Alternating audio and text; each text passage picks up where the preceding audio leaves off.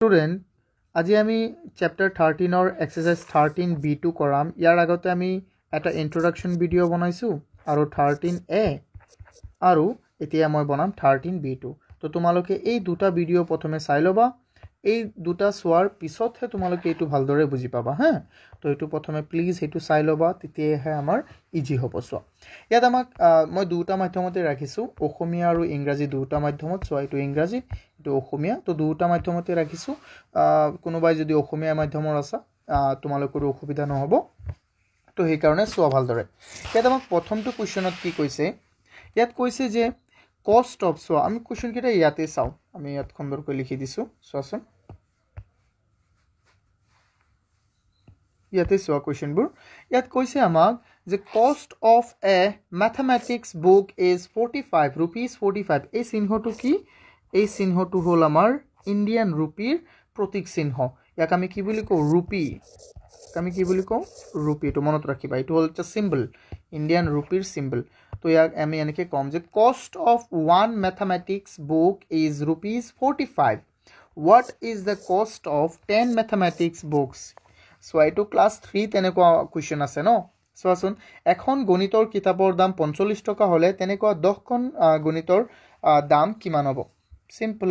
চোৱা কিমান হৈ যাব? 10 তুমি 45ৰ লগত পূৰণ কৰিবা নাজানো, হয় নহয়? তো আমি ইয়াত লিখিম সলিউশ্যন গিভেন, আমি লিখিম গিভেন, ইয়াত লিখি দিম কষ্ট অফ, গিভেন মানে কি? দিয়া আছে, কষ্ট অফ ওৱান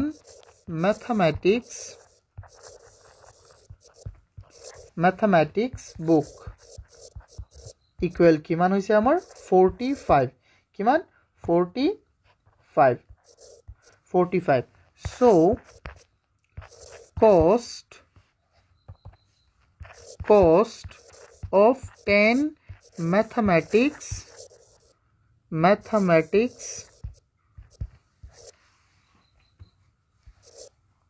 books, ইয়াত বুকস হ'ব ইকুৱেল হৈ যাব আমাৰ 10 into 45।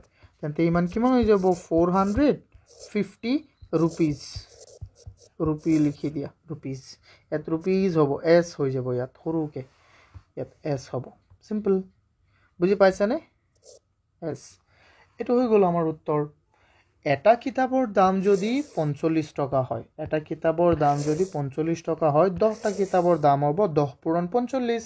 তো অৰ্থাৎ হৈ গ'ল আমাৰ 450। আই হোপ তোমালোকে এইটো সুন্দৰকৈ বুজি পাইছে। কিবা অসুবিধা হ'লে মোক জনাবা। এতিয়া চাওঁ আমি কুৱেশ্যন 2। আমাক কি দিয়া আছে কুৱেশ্যন 2? ইয়াত দিয়া আছে cost of 12 story book is 300। কৈছে 12টা ষ্টৰি বুকৰ দাম 300 টকা। What is the cost of 3 story book? তেন্তে চোৱা, কৈছে 12টা সাধু কথা বা কি 12খন সাধু কিতাপৰ দাম 300 টকা। তেন্তে 3খন সাধু কিতাপৰ দাম কিমান হ'ব? আচ্ছা, 12খনৰ দাম 300 টকা। তেন্তে প্ৰথমে আমি ওলাম এটাৰ দাম কিমান হ'ব, হয়নে নহয়? তেতিয়া আমি 3খন ওলাই দিম। চিম্পল। চোৱা আমি ইয়াত লিখিম, ইয়াত আমি প্ৰথমে লিখিম সলিউশ্যন।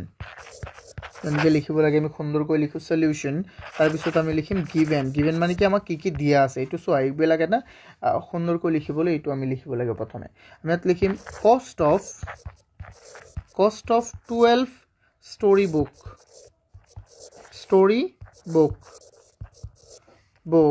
বুকছ ইকুৱেল কিমান আছে? 300।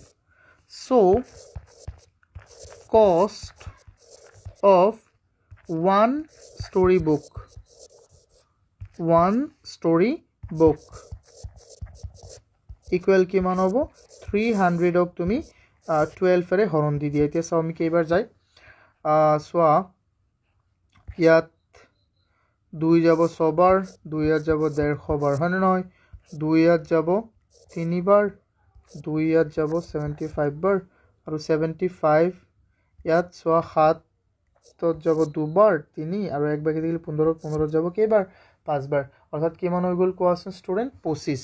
তো এটা কিতাপৰ দাম হৈ গ'ল 25 ৰুপিজ।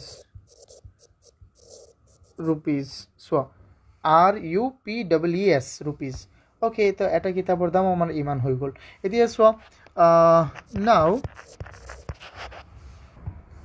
now cost এটা কিতাপৰ দাম আমাৰ কিমান 25 টকা তো আমাৰ তিনিটা কিতাপৰ দাম ওলাব লাগে so now cost of 3 story books ইয়াত বুকস হ'ব s ইকুৱেল কিমান হৈ যাব 3 into 25 that means 75 rupees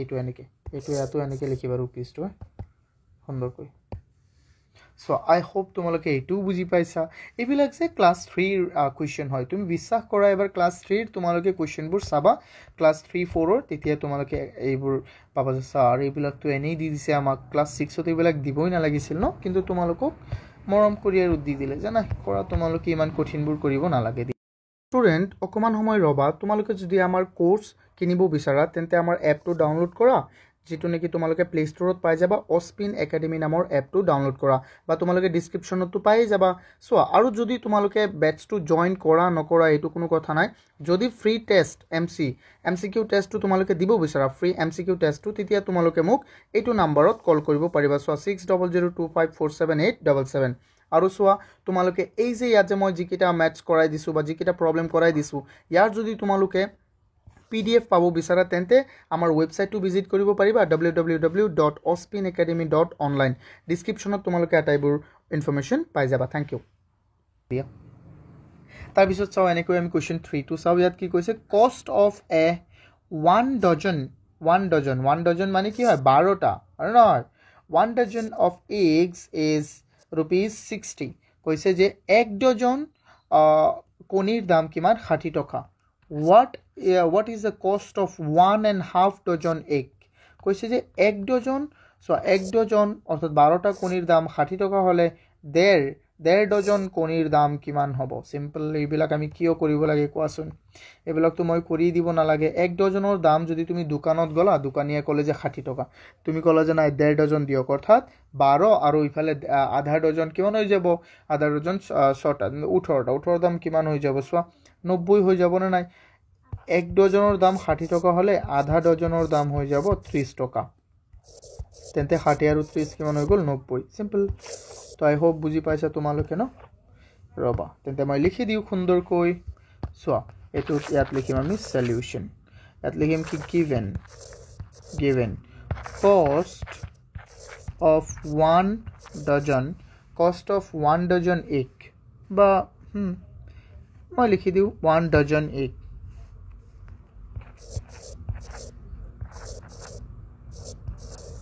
equal kiman 60 rupees so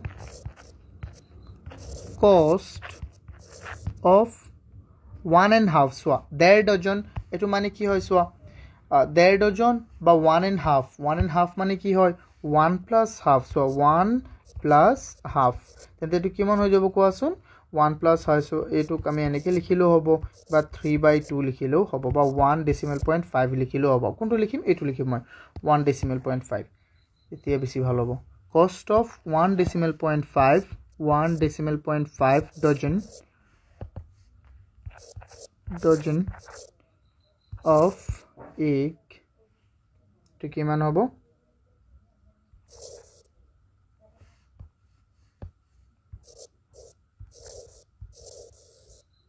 equal হৈ যাব 1 decimal point 5 into 60 তো হৈ যাব কিমান আমাৰ 90 কেনেকৈ হ'ব চোৱাচোন এটো 6ক তুমি 15 লগত পূৰণ কৰি দিয়া তেতিয়া তুমি বুজি পাবা এটো কেনেকৈ হৈছে চোৱা মই লিখি দি আছো ৰবা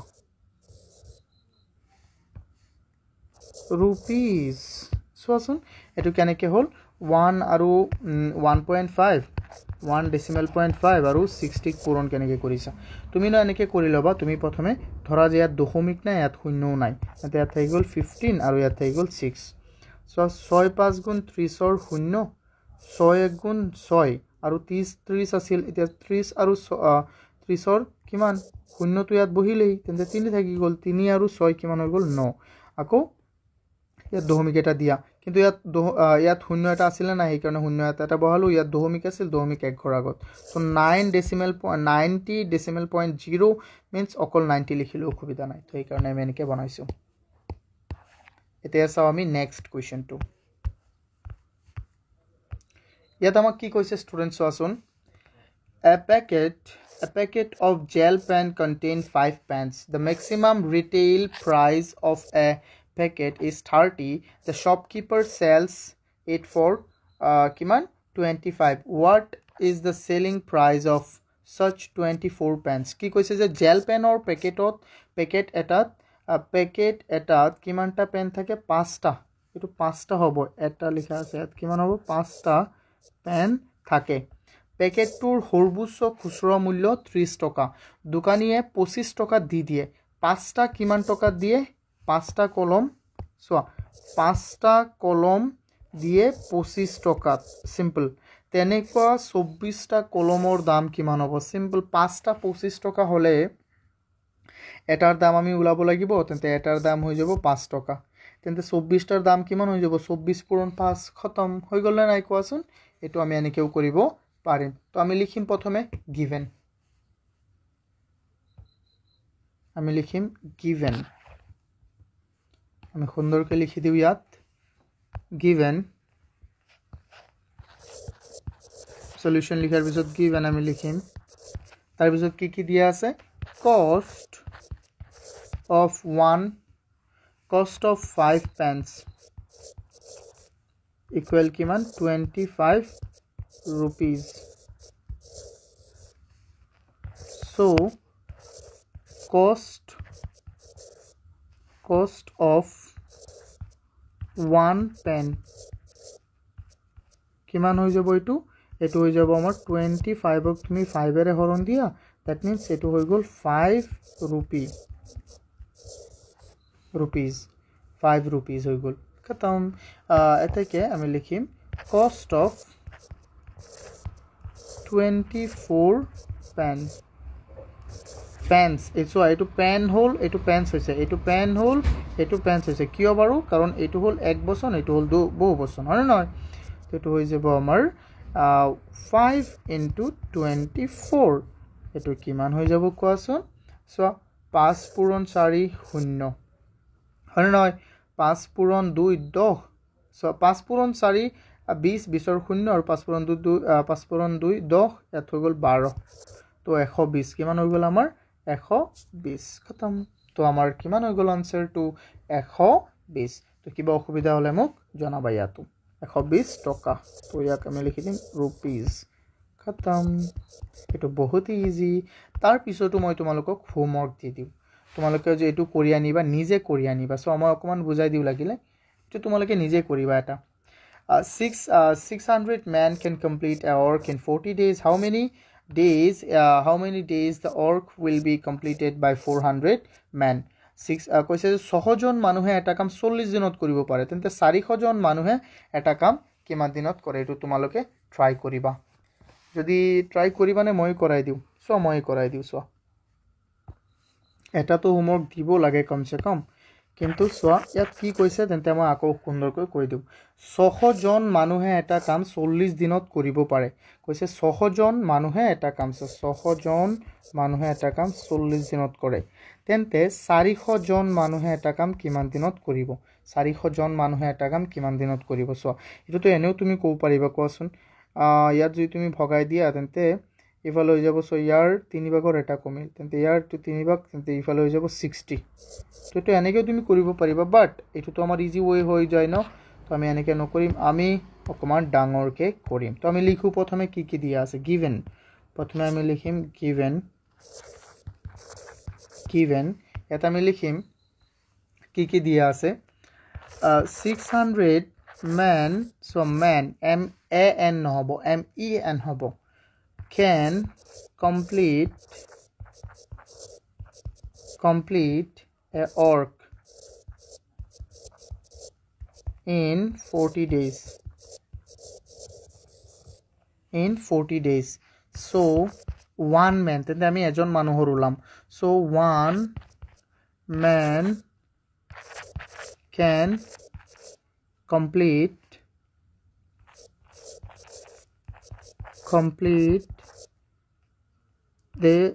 that work in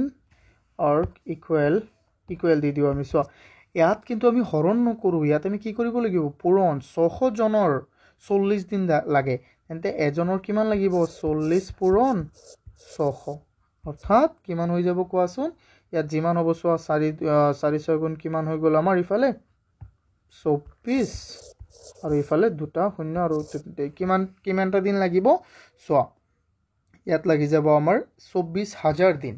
আচ্ছা, কিমান দিন লাগি যাব 24,000 দিন। এতিয়া চোৱা, so 400 men can complete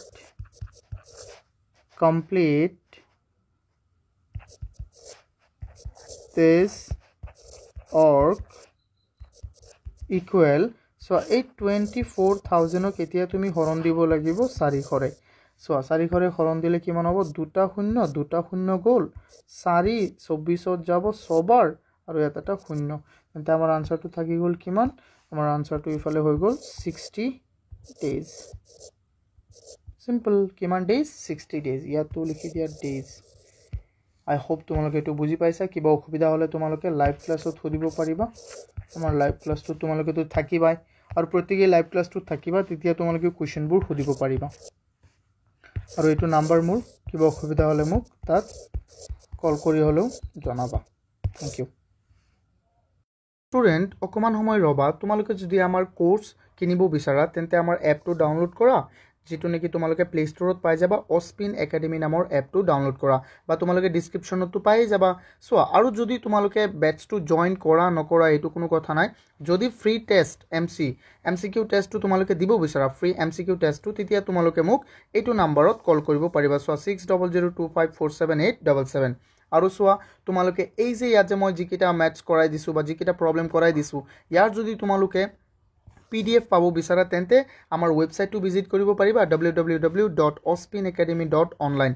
ডিছক্ৰিপশ্যনত তোমালোকে আটাইবোৰ ইনফৰমেশ্যন পাই যাবা। Thank U.